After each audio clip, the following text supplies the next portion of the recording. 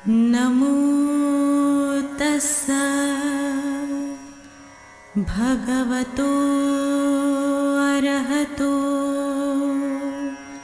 सम्मा संबुद्धस्स। बुद्ध और उनका धम्म बाबा साहेब डॉक्टर अम्बेडकर द्वारा रचित कालजयी पुस्तकों के इस रचना संसार में आपका स्वागत है। आप जानते हैं कि इस समय हम लोग बाबा साहेब डॉक्टर अम्बेडकर द्वारा मूल रूप से अंग्रेजी में रचित ग्रंथ द बुद्ध एंड हिज धम्मा, इसका ये हिंदी अनुवाद आप तक पहुंचा रहे हैं। और ये जो हिंदी अनुवाद है, ये हिंदी अनुवाद डॉक्टर भदंत आनंद कौशल्यायन जी का है। तो आइए इस कड़ी में आगे बढ़ते हैं। हमेशा की तरह आपको याद भी दिला देते हैं कि ये बुद्ध और उनका धम्म के सप्तम कांड का पहला भाग है। और इस पहले भाग में बाबा साहेब एक बड़े शीर्षक के साथ आगे बढ़े हैं, और वो है जो निकटस्थ थे उनकी भेंट कैसे हुई। इसमें अब भिक्षुओं के साथ जो संवाद चल रहा था कि तथागत भिक्षुओं को ये समझा रहे थे कि दुनिया में 3 तरह के लोग होते हैं। श्रोताओं में जो लोग बात सुनते हैं उन्हें श्रोता कहा जाता है ना। तो इन श्रोताओं में 3 तरह के श्रोता होते हैं। भिक्षुओं को समझा रहे हैं तथागत। तो आइए इसी कड़ी में आगे बढ़ रहे हैं। तथागत कहते हैं कि खाली दिमाग जिस मूर्ख को कुछ भी दिखाई नहीं देता, यद्यपि वो बार बार भिक्षुओं के पास जाता है। पहली तरह का आदमी जो श्रोताओं में होता है, बिल्कुल खाली दिमाग, जिसे कुछ भी दिखाई नहीं देता, कुछ समझ में ही नहीं आता, लेकिन वो बार बार भिक्षुओं के पास जाता है, बहुत ज्यादा वक्त भिक्षुओं के साथ गुजारता है, उनसे पूछताछ करता है, आदि मध्य और अंत तक उनके प्रवचन सुनता है, लेकिन कुछ नहीं समझता। जाता जरूर है, उसे बुद्धि ही नहीं होती। तथागत कहते हैं कि इस तरह का श्रोता होता है कि जिस श्रोता को बिल्कुल समझ नहीं होती, बुद्धि नहीं होती, वो बार बार प्रवचन सुनने जाता है, भिक्षुओं से मिलता है, शुरुआत से लेकर तो अंत तक प्रवचन जहां से शुरू होते हैं उसकी वहां से अंत तक बिल्कुल सुनता हुआ बैठा रहता है, लेकिन कुछ नहीं समझ पाता। उसकी आकलन शक्ति ही नहीं होती, उसके पास बुद्धि ही नहीं होती। फिर आगे कहते हैं कि लेकिन उससे अच्छा वो आदमी होता है जिसका चित्त एकाग्र नहीं होता। तथागत कहते हैं कि वो आदमी अच्छा है इस आदमी से जिसे पूरे समय प्रवचन सुनने के बाद भी एक शब्द नहीं समझ में आया। उससे वो आदमी अच्छा है जिसका चित्त एकाग्र नहीं होता। वह बार बार भिक्षुओं के पास जाता है, आदि मध्य और अंत तक उनके प्रवचन सुनता है, और जब तक वहां बैठा रहता है तब तक वो सब कुछ समझता भी है, लेकिन वहां से उठने पर उसके दिमाग में कुछ टिका नहीं रहता, उसका दिमाग कोरा हो जाता है। ये दूसरी तरह का श्रोता बताया तथागत ने कि वो बैठता है, उसका चित्त एकाग्र नहीं होता, पूरे समय बैठता है, जितनी बात सुनता है उतनी बात उसके दिमाग में उस वक्त के लिए समा भी जाती है, समझ में भी आती है, लेकिन जैसे ही वहां से उठता है तो बस उसका दिमाग कोरा हो जाता है, खाली। इन दोनों से भी प्रशस्त प्रज्ञ आदमी अच्छा है। ये हो गए 2 तरह के, जिन्हें कुछ समझ में नहीं आता, बिल्कुल खाली, जिन्हें समझ में आता है लेकिन उठ जाने के बाद बिल्कुल खाली। अब ये तीसरा प्रशस्त प्रज्ञ नाम लिखा देते हैं उसे। इन दोनों से प्रशस्त प्रज्ञ आदमी अच्छा है। वह भी बार बार भिक्षुओं के पास जाता है, आदि मध्य और अंत तक उनके प्रवचन सुनता है, वहां बैठे बैठे सब कुछ समझता है, सब कुछ ध्यान में रखता है, स्थिर चित्त, एकाग्र चित्त और धम्म तथा धम्म के विषयों में दक्ष होता है। ये तीसरी तरह का आदमी जो प्रवचन सुनता है, वहां बैठे बैठे सब कुछ समझ लेता है, सब कुछ ध्यान में रखता है, उठने के बाद भी उसके ध्यान में रहता है, स्थिर चित्त होता है, एकाग्र चित्त होता है, और धम्म के विषय में, धार्मिक विषयों में बड़ा दक्ष होता है। इन सब के बावजूद तथागत धम्मोपदेश के उद्देश्य से एक स्थान से दूसरे स्थान पर विचरते ही रहे। उन्होंने कभी क्लांति अनुभव नहीं की। तथागत एक स्थान से दूसरे स्थान पर विचरते रहे, एक जगह रुके नहीं। इस तरह के सब लोग होने के बावजूद, उनकी बात को न समझने वाले होने के बावजूद, कुछ समझते भी थे, कुछ नहीं भी समझते थे, और ये सब काल में रहेंगे। एक भिक्षु की तरह ही तथागत बुद्ध के पास 3 चीवरों से अधिक कभी कुछ नहीं रहा।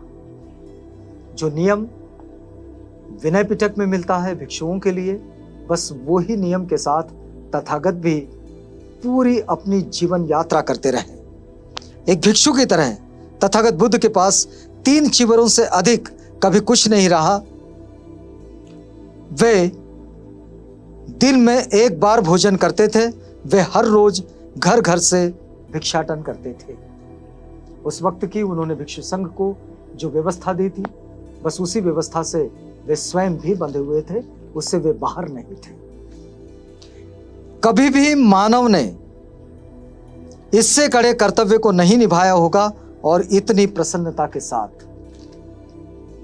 बाबा साहेब लिखते हैं, ये बाबा साहेब का इस अध्याय में एक छोटा कमेंट है। वे लिखते हैं कि इस संसार में, इस पृथ्वी पर ऐसा कोई मानव नहीं रहा होगा कि जिस मानव ने इतनी कड़ाई से अपने उस कर्तव्य को निभाया होगा जो कर्तव्य उसने अपने स्वयं के लिए तय किया। भिक्षुओं के लिए तो किया ही, लेकिन जो भिक्षुओं के लिए तय किया वो स्वयं के लिए भी तय किया, और स्वयं इतनी कड़ाई से उसे निभाया, और वो भी पूरी प्रसन्नता के साथ। ऐसे नहीं कि किसी जोर जबरदस्ती से कोई बोझ उनके सिर पर रख दिया गया हो कि तुम्हें ऐसा ही करना होगा। नहीं, तथागत ने स्वयं बड़ी प्रसन्नता से उन सारे नियमों का पालन किया। अब आगे देखिएगा, एक शीर्षक बाबा साहेब लिखते हैं, माता और पुत्र तथा पति और पत्नी की अंतिम भेंट। इसमें बाबा साहेब आगे बढ़ रहे हैं, हम भी उसी क्रम में आगे जा रहे हैं। देखिएगा, बाबा साहेब लिखते हैं कि मृत्यु से पहले महाप्रजापति और यशोधरा तथागत से भेंट कर सकी। मृत्यु से पहले इनकी भेंट हुई है, मतलब तथागत का जब महापरिनिर्वाण हुआ उससे पहले इनकी भेंट हुई है, महाप्रजापति और यशोधरा दोनों की। यह कदाचित उनकी अंतिम भेंट थी। पहले महाप्रजापति गई और उसने जाकर तथागत की पूजा की। वह उनकी ऋणी थी क्योंकि तथागत ने उसे सद्धम्म का पान कराया था। महाप्रजापति वह तथागत के पास गई, उनकी पूजा की, उनको वंदन किया, उनका अभिवादन किया, और वो अपने आप में ये मानती थी कि वह तथागत की ऋणी है। क्यों? क्योंकि भले ही महाप्रजापति ने राजकुमार सिद्धार्थ का लालन पालन किया, लेकिन राजकुमार सिद्धार्थ जब बुद्ध बन गए, तथागत सम्यक संबुद्ध, तब उन्होंने उसे सद्धम्म का पान कराया, वो राह दिखाई, वो रास्ता दिखाया। क्योंकि उसने अध्यात्म यानी कि शरीर ने तथागत के माध्यम से जन्म ग्रहण किया था। उसका जो स्पिरिचुअल लाइफ है, वो लाइफ उसका तथागत के साथ आता है। तथागत ने वहां उसे जन्म दिया, महाप्रजापति को, उसके स्पिरिचुअल लाइफ में उसको लेकर आए। तो क्योंकि उसके शरीर में धम्म ने तथागत के माध्यम से ही विकास पाया था, क्योंकि उसने तथागत के धम्म रूपी दुग्ध का पान किया था, क्योंकि उसने इन्हीं की सहायता से संसार सागर को तैर कर पार किया था। यह कितनी बड़ी बात थी कि वह बुद्ध जननी मानी गई। महाप्रजापति के लिए यह बहुत बड़ी बात थी कि उसे बुद्ध की जननी माना जाता है, लेकिन महाप्रजापति स्वयं को ऋणी मानती थी तथागत के प्रति कि तथागत ने उसे धम्म का पान कराया, उसे धम्म में जन्म दिया, धम्मा लाइफ जो है उसमें जन्म दिया, और तब उसने अपनी बात कही।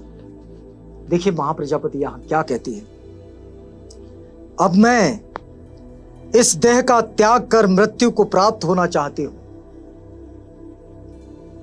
वह तथागत से मिली और कहती है कि अब मैं इस देह का त्याग कर मृत्यु को प्राप्त होना चाहती हूं। हे दुख का अंत करने वाले भगवान।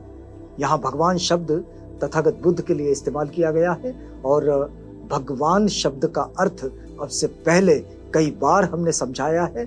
वो श्रोता, वो दर्शक जो अभी अभी इससे जुड़े हैं, उनके लिए छोटी सी बात बता देते हैं। भगवान ये बौद्धों के जीवनचर्या का हिस्सा है और भगवान इस शब्द को उनके लिए इस्तेमाल किया जाता है जो अपनी तृष्णा को भग्न भग्न कर देते हैं। तृष्णा का लवलेश भी उनके पास नहीं होता है, एक छोटा सा टुकड़ा भी नहीं बचता। जिन्होंने अपनी तृष्णा को टुकड़े टुकड़े कर दिया है वे भगवान कहलाते हैं। भगवान, भग मतलब टुकड़े टुकड़े करना, वान तृष्णा, इसे टुकड़े टुकड़े कर लेना, ये होता है भगवान का अर्थ। तो हम यहां आगे बढ़ते हैं, इसे हमने कई बार बताया आपको। तो अंत करने वाले भगवान क्या कहती है वो? हे दुखों का अंत करने वाले भगवान, मुझे अब इसकी अनुमति दें। वह तथागत से अनुमति मांगती है, कहती है कि अब मैं इस देह का त्याग करना चाहती हूं, मृत्यु को प्राप्त होना चाहती हूं। हे दुखों का अंत करने वाले भगवान, मुझे इसकी अनुमति दें। और इस अनुमति को तथागत ने सुना। सुनने के बाद आगे की बात आपको बताएंगे, लेकिन इस वक्त नहीं, क्योंकि ये वक्त अब हमारा पूरा होता है। इजाजत नहीं है आगे बढ़ने की। रुकते हैं इस वादे के साथ कि अगली कड़ी में आपसे मिलेंगे। जब मिलेंगे तो यहीं से आगे बढ़ेंगे। तब तक के लिए हमें इजाजत दीजिएगा।